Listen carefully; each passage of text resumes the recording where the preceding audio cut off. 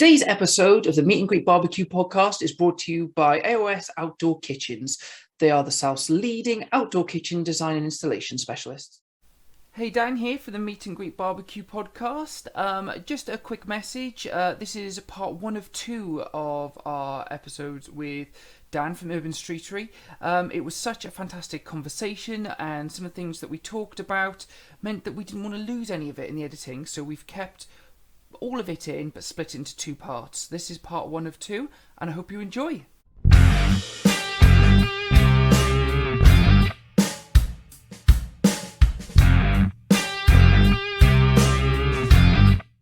Welcome to another episode of the Meet and Greet Barbecue podcast. This episode, we are speaking to Dan from Urban Streatery. Bit of a warning here, it's a fantastic episode and there's a little bit of swearing in it. So if you're listening around little ears, maybe thinking about listening to it when you're by yourself. But some of the things that Dan's talking about are so important, we didn't want to cut any of that content at all. It's a fantastic episode. I hope you love it as much as we did recording it. Please do like, subscribe, and review this podcast. It really helps us get the word of the podcast out there and helps people find us. That does make a big difference, particularly if you give us 5 stars. Without much further ado, here's Dan. Well, welcome to the podcast, Dan from Urban Eatery. How are you doing today? Yeah, cracking, mate. Really, really good, mate. Busy with bits and pieces going on. This first weekend of this month that I haven't had anything on. So it's quite nice to actually just chill with a beer and chat to you guys. That's the definition of chilling, is it? Coming onto a podcast to answer loads of questions for us. Talking about barbecue and drinking beer, mate. So for anyone that doesn't know who you are, tell our listeners who Dan is. I am Dan from Urban Streatery. So I've been a chef for 21 years, coming up to 22 years. Urban Streatery started as a street food stall about 5 years ago. Doing a few, it was sort of like a side hustle that was alongside my job as a development chef.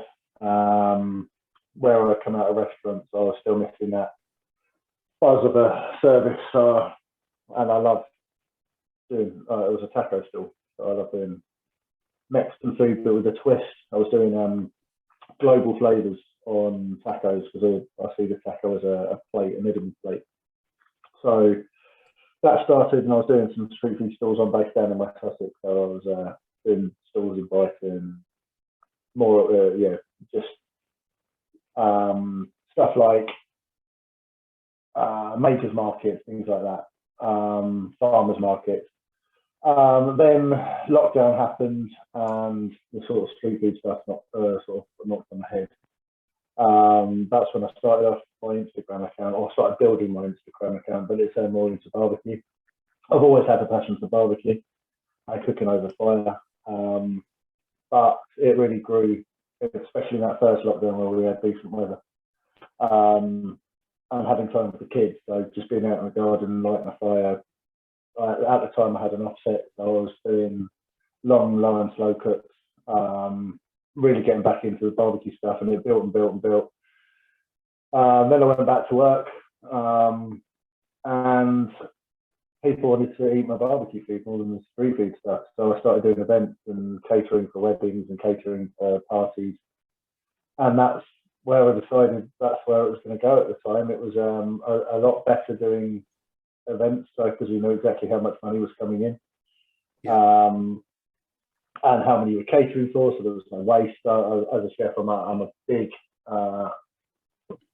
purveyor of waste, using waste food. I hate seeing food go to waste. So seeing anything that I could use anywhere else, I would. But when you do your own taco stall sort of thing, and you're in the heat of summer, you can't really use a lot, so it was criminal to see the stuff being thrown away. So it was nice then to go into doing event catering instead of markets, which was a big push for me, alongside the full-time job, which is I'm the head chef of the Body Shop head office down in Little Hampstead. Okay. So we cater for between, well, at the moment, not many, but between anywhere between 100 and 250 people a day, Monday to Friday. So it gives me a chance to do my barbecue stuff on the outside. So that's sort of me in a nutshell, really. And obviously, in your years of experience and you being a chef, had barbecue kind of played a role in your career as a chef? Had you ever done much outside of the kitchen? It wasn't, not really, to be honest. So my first job was working in a Mexican restaurant in Worthing, and that's where I got the love for the sort of Mexican food. And then me and my wife traveled around Mexico, really fell in love with it then. But my background is mainly fine dining, and I think I sort of was almost like rebelling from fine dining, going to cooking in over fire instead of that refined plating that I was did for so long in my career. But some of my stuff is now, I'm taking all of my experiences and using to cook over fire. So everything from the tacos to doing some fine dining plating. So I was lucky enough to be in the Globe Baltic competition, and I got right down to the semi-finals. And one of the rounds was creating a meal under 20 quid, but I decided to push myself and do a fine dining. And that's, I don't know if you guys saw a couple of dishes I did there. Was sort of like everything cooked over fire, but plated in a fine dining way. So I did a mackerel dish, a reverse chuck steak, and stewed pineapple with a burnt brown bread ice cream. But it was all sort of influences from my fine dining career. But yeah, I didn't really, the only thing we really used barbecue wise was we had two huge great big griddles for we were doing steaks in a couple of the pubs that I sort of ran. But nowhere to the extent that you've seen what I do now, cooking on the fire cage, cooking on the Kamados and things like that. I looking back, I wish that I pushed it a little bit more, especially when I was running kitchens. It would have been nice to have that influence, but where the kitchens were set, there was no way that we could have gone out and done barbecue food for the restaurant. What I love about everything that we see about your Instagram, and what drew me to your page originally when I was first kind of more getting Instagram and trying to get inspired, is how colourful your Instagram page is. You know, if you're on kind of just looking through the barbecue community and scrolling through, as lovely as the food looks, it's the same sort of dark husky colour, or kind of the reds and things. But yeah, your page is a shock of colour, which is fantastic. Is that conscious? How does that work? No, that's nice to see. It's that's how my food works. I love when I start plating and designing food, like dishes, menus, I look at colour, texture, and taste in that order, really. Because if it takes you by the eye, you want to eat it. If it's got lots of different textures on there, you want to eat it. It's not just one plain, boring, monotonous plate of food. And then the flavour will come because over the years I've got the experience of the know-how what flavours go together. There's times where I want to push the boat, and there's things that I'll put together where people go, "Are you sure that that's right?" And I was like, "Yeah, trust me." But I get it a lot that people say, "Are you using like the filters? Are you making your food look that?" But no, that is just generally I try and make it look visually stunning. Because at the end of the day, you guys aren't eating my food. Instagram's a tool for me for my business. And if I can get that reaction, I get the bookings as well. So if I can make that single plate of barbecue food stand out on Instagram without any filters or cheating, then yeah, that's what I do.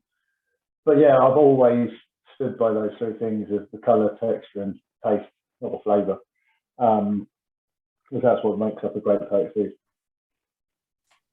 Definitely. Yeah, barbecue food as well. I like eating American style barbecue, but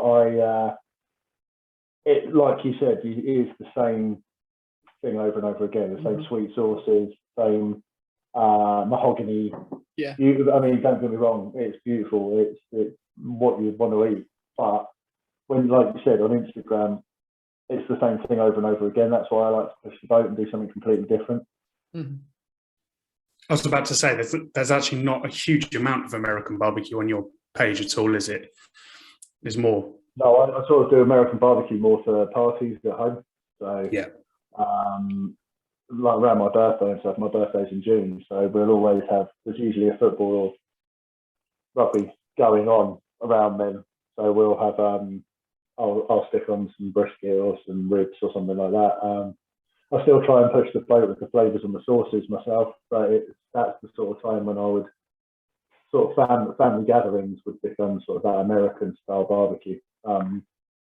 Whereas my career and everything that I try to do on here, I want to try and be different, so I do stand out a little bit. Where I sort of push the sort of Mexican, the Korean, more so Indian stuff that I've been doing recently, and getting to push that out there on different platforms, such as this, such as the stuff down at SoCal where I've been doing the master classes. Mm-hmm. Working with Russ and Tom and Don with Rusty Barbecue has massively helped me gain bookings, and push myself through what's been pretty shitty couple of years, to be honest. Yeah, definitely. So, what would, if I was coming to you for to cater for me for an event, what would we expect from you? Definitely colour, texture, and taste. But what I tend to do is I build a bespoke menu with you. Okay. So if you wanted American barbecue, we would do American barbecue, but I would do it with a twist. So I would do something like, if you wanted ribs, for instance, I would take the ribs, but instead of giving you a sticky sort of over-sweet sauce, I'd look at doing something like a fermented chile and blackberry sauce, something like that, that's got that sweetness, but it's got that kick that will go, oh, this isn't a traditional rib, this is something different. But yeah, I generally work with the client to see what they want. At the end of the day, I'm cooking it, but they're the ones eating it and sharing it around with their friends. It's what the customer wants, and I'll make it sort of like what they want, but take it to that next level. And at the moment, I'm sort of travelling with the fire cage, trying to get it into vans and trying to get it in and out of a van myself is quite tricky. It's not a small piece of kit, is it? It's not the smallest piece of kit in the world. No, it's not the lightest piece of kit in the world either. I found out last weekend. But yeah, I like what I've decided. Like what I want to do is smaller parties. So I did a party last weekend for 70. That will probably be the last big one that I do. Just purely for the fact I did one at the start of the month for 8 people, and you can have more control over the menu. Because when you've got a big function, you can't please everyone. You can please the people that are asking for the menu, but out of that 70, you're likely to upset 10, 15 people because there's not going to be something on the menu that they like. If you have small groups of, say, the one that I did with 8, you give them the menu, they show their friends the menu, and everyone agrees on it, and you've got 8 happy people. And the other thing is you've also got the communication and banter that you can have with them, plating up in front of them. You have that more hands-on experience and engagement with them. Watching the chef in front of you. And like you guys, when we went down to Sizzle Fest, everyone's in awe of a chef working in front of them. You just fixated on what they're doing, and that's that sort of showmanship that I've got from working in the diner at the body shop, of speaking to people, telling them about food, showing my passion, and people love that, and that's where this is going with. I've got a few more bookings this year so far. Couple of big ones, big names that I can't mention, but we had a chat about it as a nice big rugby player that I was lucky enough for Marcus Borden to get me the gig. So that I'm very much looking forward to. We've got Sizzle Fest 2, Sizzle Fest Nice. Mark 2 this year. So watch that. There could be some stuff with the Rusty guys down there. And hopefully, fingers crossed, there'll be some plans. I'm hoping to have a venue that I can open myself as a barbecue stall that will have a chef's table inside there. So there'll be sort of 2 evenings a month where I'll do one of my events where it'll be, I don't know, let's say a Mexican night, stick on the Mexican route, where I'll do 4 or 5 different dishes, tasting menus, over fire, with cocktails, and then throughout the week there'll be master classes and things like that. That's my dream anyway. That's the goal for the end of the year. Sounds exciting. I couldn't agree more around the kind of the smaller intimate groups and the watching a chef work. I mean, one of the best dining experiences I had was actually down in Worthing. Well, no, it wasn't, Horsham, where it was like a ship. Huh? Yes, the pass. South Lodge, yeah. That's it's not far from me. Yeah, it's incredible there. Yeah, it was. I think it was a 9-course taster menu, but you're obviously sat right in front of the chefs, aren't you? And you're literally seeing them. They're bringing it to your table. They're talking to you about that. And again, it's fascinating to watch true artistry. The guys, when you get to that level, the passion that comes through, it's a bit like me. That's the sort of food I was doing at the start of my career. But I decided to leave the restaurant world to have a family because I was working 6 days a week, 17 hours a day, and there was no time to have kids or even thinking about kids at the time. Yeah. But that was when I decided enough of this. But that's why I wanted to get some. I had to get back into it somehow. Mm-hmm. It's a strange world, chefing, of catering in the whole hospitality. When you're seeing the people that you work with more than you see your own family, they become your family. And you lose friends, you lose sleep, you lose years on your life. But there's something about it that keeps you wanting more. Mm-hmm. And that's where this had to come back. That always had to come full circle of me doing something like this, of going back to my roots of doing fine dining or doing something that involved me having a service and not just Monday to Friday finishing at 3 o'clock. That's why it's sort of like a once a month thing at the moment, once or twice a month, where I can just go out there and go crazy with the food that I do. Plating up on tables and things like that. People were, when I did that masterclass at SoCal, people were looking at me at the start going, what's he doing? Why is he just chucking stuff on the table? And by the end of it, they're like, that's art. I don't even want to touch it. It's like, no, please do. It's like, you need to eat it now. It's hot. It's still hot. But yeah, that's what I want to do, that wow factor of taking barbecue food that's not tradition and the sort of, I suppose you could call it is British barbecue, UK barbecue, because there's so many influences in this country, whether it's Indian, whether it's Chinese, Mexican now, Thai, standard British, taking a roast dinner and putting it on the barbecue. And we have all of these different people now that are coming through and sort of purveyors of the barbecue world in this country. Marcus, people like Elkie, Genevieve Taylor, people like that. And then you've got the youngsters coming through. I mean, some of those kids like Alfie and Aston, the stuff that he's putting out, he's 14 years old, and it's like, that's when I started my career, and his food is, I was washing up and making guacamole every week. He's looking out people to go into a Michelin star restaurant. I mean, they're both so talented, aren't they? Like, they're an incredible pair of them. But I can only see British barbecue going up because of those guys, because of the youngsters coming through that will then take on the sort of next generation. And it's an exciting time in this country for food, not just barbecue, but just food in general. The restaurants that we have in this country now are completely different from 20 years ago. Mm-hmm.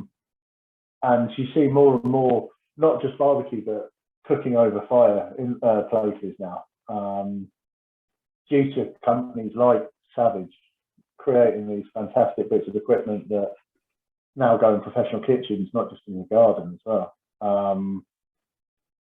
And it's exciting as a chef to see that people like me and other chefs can influence others in not just cooking of what people generally associate with barbecue, whether it's a burger or a sausage. That's what British has always been classed as: barbecue and burnt sausages, raw burger, and a nice bit of chicken on the barbecue. That's always what our country was associated with. But now people are breaking that stigma.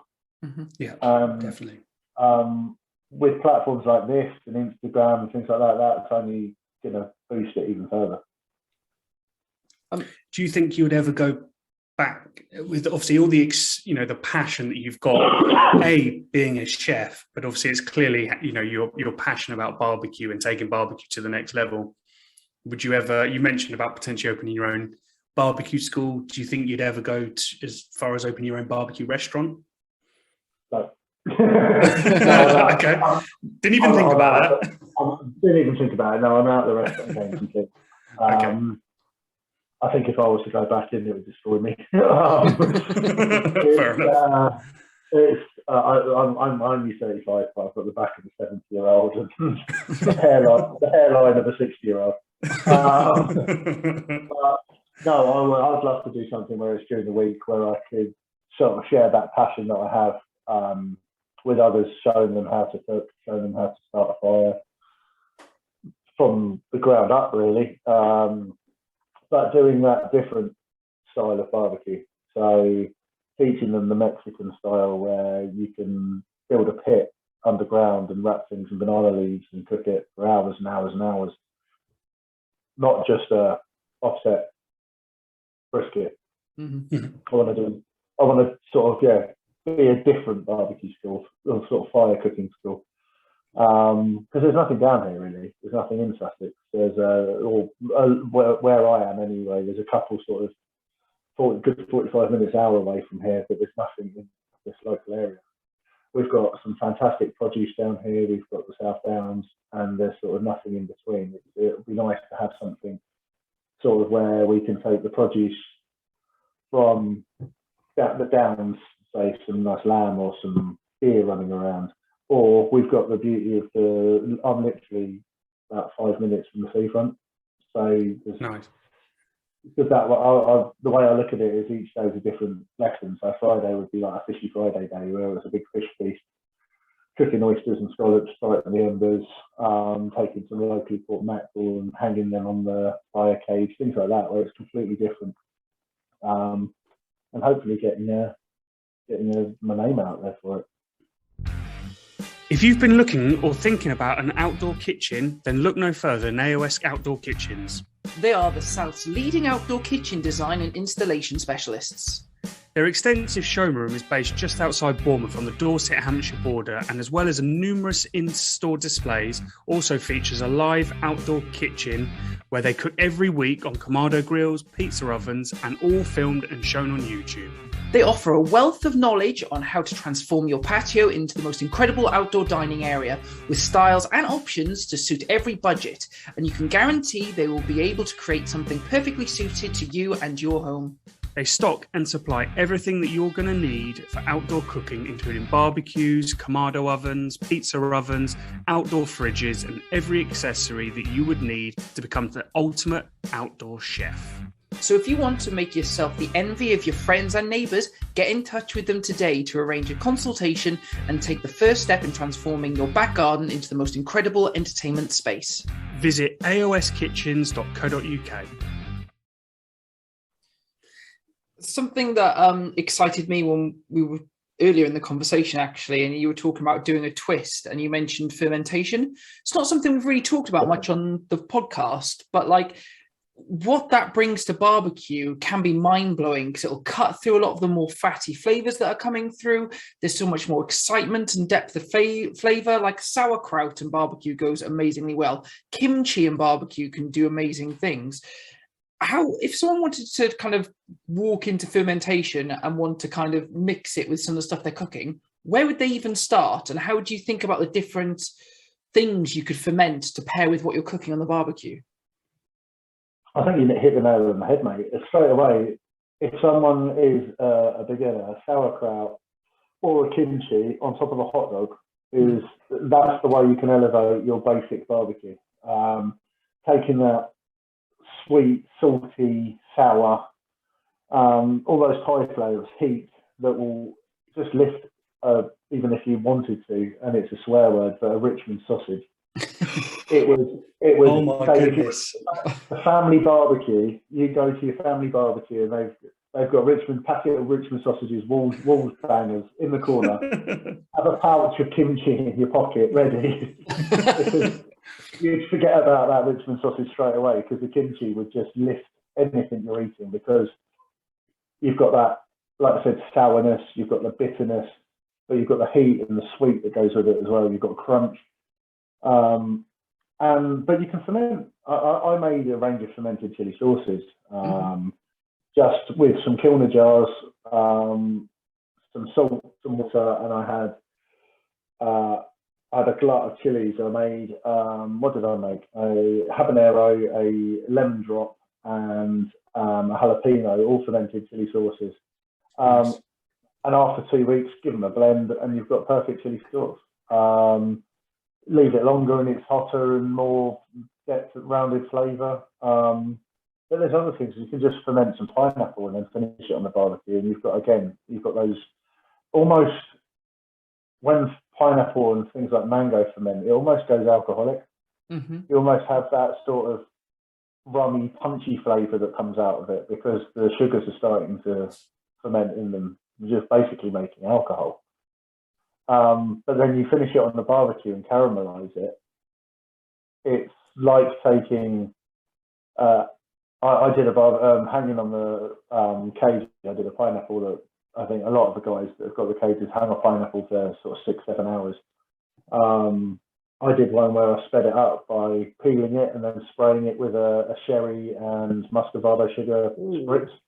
Oh, that sounds nice. But if you fermented it, you wouldn't need the alcohol, because the alcohol is coming out of the pineapple itself. And then that would caramelize, and you would get those sort of dark brown sugary flavors, sort of molasses flavors that are caramelizing to it whilst it's cooking.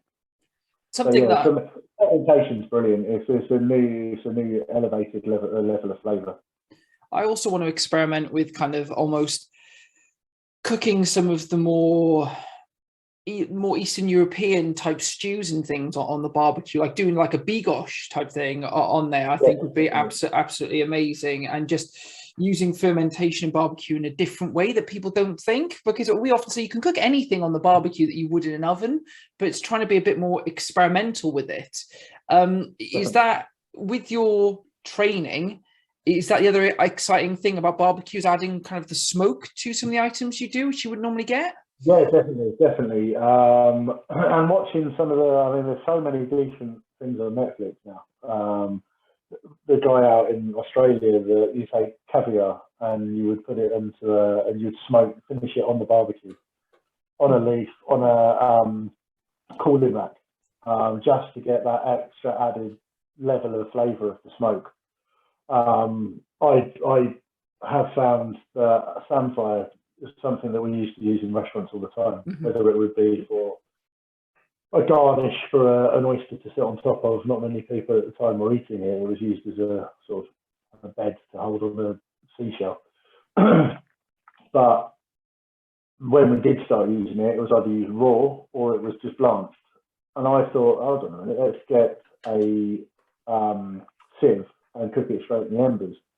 And when you char it and you get smoke, then you add the salt and the sweetness from the samphire.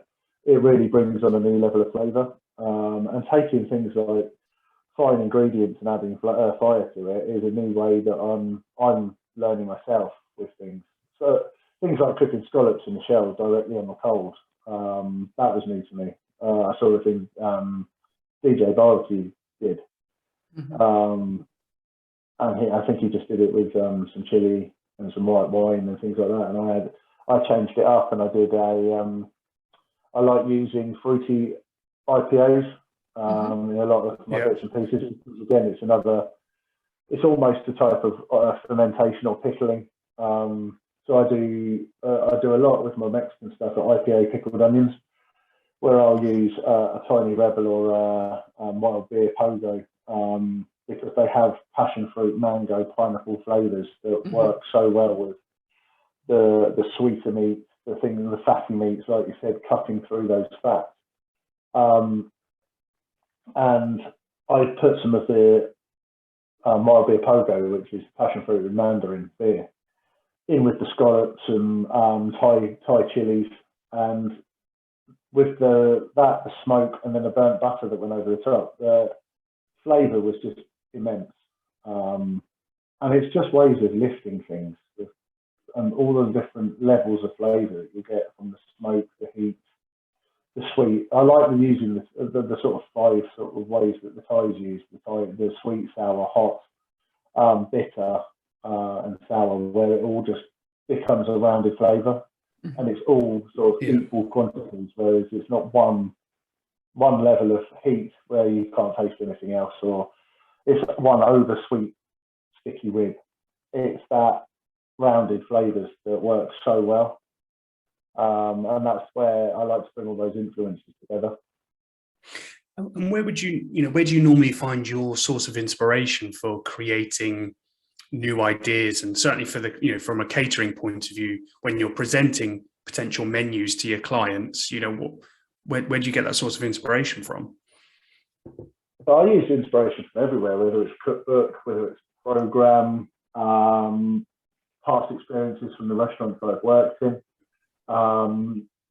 So from about the age of 19, I've kept notebooks next to it, or now I've got notebooks on my phone, but that shows how old I am. I have notebooks next to the bed that, as a chef, you hardly sleep. It's a common thing. You'll see, who's a chef when they're walking down the street. They're either a chef or they're a drug addict. They've got this dishevelled look in their face that after a 17-hour shift, and you're back in at 7 o'clock in the morning, you don't want to be late, you hardly sleep, and your brain's always going overdrive. And when you've got the passion for it, you're just constantly thinking. So I've got notebooks. I've probably got about near on 40 notebooks of different ideas, and now I've got an Evernote that's filled up. I've got my iPhone notebooks filled up.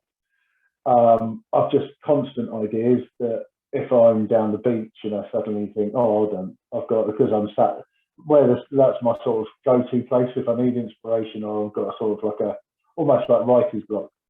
I'll go and sit down the beach with a coffee, and it will start flowing again. And then all of a sudden, all of these things will start coming in my head, where I've got one ingredient, and then I'll go for the ingredient, and I'll go for which cuisine, and then what goes with what, and then all of a sudden I've got a plate of food, and then in my head I know how I'm placing it, and then I'll do a diagram of how that's been plated and what it's going with. That's where it sort of comes from. But I have inspiration from traveling, from my kids, everything these days. What I've seen on Instagram, taking ideas that people have had, and because it's massive now. With Instagram, TikTok, Facebook, all of these platforms that we're all on. Even the smaller accounts now have got some of the greatest ideas, like some of these sources that are coming through. One of the companies that Russ is lucky to work with now, Waz's Barbecue, has got a hibiscus barbecue sauce, which I've never seen a hibiscus barbecue sauce out there. And it's one of those flavours that will work wonders with, especially pork and chicken. It will work brilliantly, and I'm really looking forward to trying them. But taking the different things that are out there, using coffee, but using coffees of different origins. So not just a ground coffee or a rub, go and finding a coffee that tastes of bitter chocolate and almonds and putting that into a rub and making a mole that way. I'll find inspiration from anything. If someone gave me a menu and said, look, I want a Mexican 4-course dinner, I'll give them 4 or 5 different menus for them to pick from, and work with them. So if they are big lamb fans, I will make sure that each one of those menus has got a lamb dish on there, but using a different cut, ranging from the cheapest cut up to the most expensive, and with different things going on that will wow everyone, really. You talk a lot about cooking for other people, and that's your passion, feeding other people, making them happy and experimenting for them. But if you were cooking for yourself, what would you cook as your like dream barbecue meal, start to finish? That's a cracking question. So that's actually, so at the moment, my favourite, I don't know if you guys have listened to the podcast, Off Menu podcast. Yeah. We're coming for you, Gamble. We're coming for you. I take them down. No, I've only recently discovered that, and I sit and try and work out my menu, and it changes weekly. But given that that's the sort of your ultimate menu, I've always gone with the death row meal. Mm-hmm. And I've always gone, I would say my starter would probably be something like salt and pepper squid. Nice. And again, that done on the barbecue now is something that tastes absolutely incredible. But I just love the flavours that come through it. Again, that flavour, that sort of different salty heat element, sweetness from the squid. You've got sort of like a nice garlic aioli with it, a nice bit of lemon. You can't go wrong with that. A nice glass of white wine. Main course, it changes all the bloody time. I said about not having ribs and sweet ribs, but there's nothing better, in my opinion, to actually sit as yourself, just a plate of really good cooked ribs, or a bloody good steak. And then experimenting. I've been experimenting a lot. So through the early stages of my fine dining, I was a pastry chef, and there's not too many, especially if you search for barbecue desserts. There's a very, very, very slim amount of desserts. You would usually find something along the lines of a banana wrapped in tinfoil with some chocolate, a s'more, or something like a sponge cake that's been cooked in a kamado. And don't get me wrong, they taste incredible. But I've wanted to push that recently. I've been doing a lot of research and looking at cooking berries and fruit in the embers and what flavours they will take on from different woods and things like that. Trying to cook pastry on the barbecue, but that's a very hard thing to do because you've got to get it at the right temperature so that your pastry and your butter's not melting when you make pastry. And so that's what I'm experimenting with at the moment, is sort of opening a new portfolio for dessert. I did a mango upside down cake last week, which worked well. It could be better. The caramel didn't work as well as it should have done. It did look like a rose, though. You know, don't be too harsh on yourself. It did look pretty, and it tasted all right. I think that's where, as a chef, and I'm not a perfectionist. I just want that plate of food to be the best it can be. It's not perfect, but you want to eat it and you go back and go, yeah, I want to make that again. I want to make that again, but change it. So I want to put almost like a passion fruit drizzle through the sponge as it comes off. So you've got different flavour elements as you eat it, instead of just mango on the top, sponge at the bottom. I want to put something else added to it. So doing development on desserts at the moment is something that excites me, because, like I said, it's 3 out of the 8 years I was doing, or maybe even longer than that, I was sort of full-on pastry chef. So bringing fire elements into pastry is a new thing for me, and a new thing for a lot of people, I think. So yeah, you'll be seeing a lot more dessert-based barbecue on my page soon. Nice. Owen and I have just been talking about this the whole time. You did brownies for the first time the other day, didn't you, Owen? I did. Yeah, that sounds incredible. Brownies on the barbecue are just so good, man. Yeah, it was one of Marcus's recipes. So it was Ancho chile brownies. Nice. Yeah, they're really, really, really tasty. I was lucky Problem is, enough to try because I've never done them before, I didn't know what to compare them to, but they tasted nice. I was lucky enough to try Sue Stoneman's brownie on the barbecue at Sizzle Fest. And I think that's what got me back into looking at pastry on the barbecue, because the sort of chocolate took on a different level of flavour from the charcoal and the wood she was using. Yeah. So yeah, that's where I want to experiment with. Again, a bit like I said with the moles, finding different chocolates that have got different flavour elements to them, where that smoke element could be sort of like that extra ingredient, whether it's an applewood smoked chocolate tart or something along those lines. So yeah, it's exciting to be able to do stuff like that. That's it for another episode of the Meet and Greet Barbecue Podcast. It was great to talk to Dan from Urban Streatery. I think there were some great tips. As ever, we want to hear from you. Tell us what to talk about on the podcast, what's important to you around barbecue. Get in touch with us through the usual channels, email, meet and greet barbecue podcast at gmail.com, the social channels at Meet and Greet Barbecue Podcast.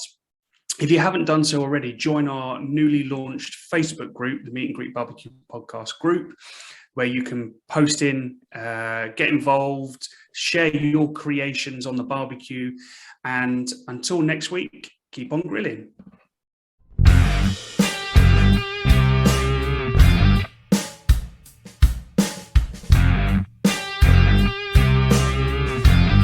Today's episode is brought to you by AOS Kitchens, the South's leading outdoor kitchen design and installation specialists.